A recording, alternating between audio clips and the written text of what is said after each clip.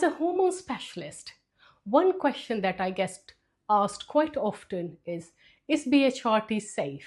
A lot of concern regarding hormone replacement therapy actually stems from older studies which used synthetic hormones. These hormones are very different from the natural bioidentical hormones which are there in the BHRT products.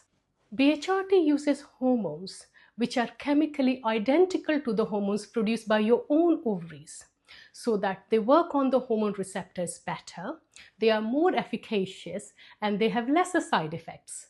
Research shows that micronized progesterone, which is a natural form of progesterone, does not carry the same health risk as synthetic progestogens. They are much more safer, and the risk associated with them regarding breast cancer and thrombosis is much lesser than the synthetic hormones. At Marion Gluck Clinic, your safety is our priority.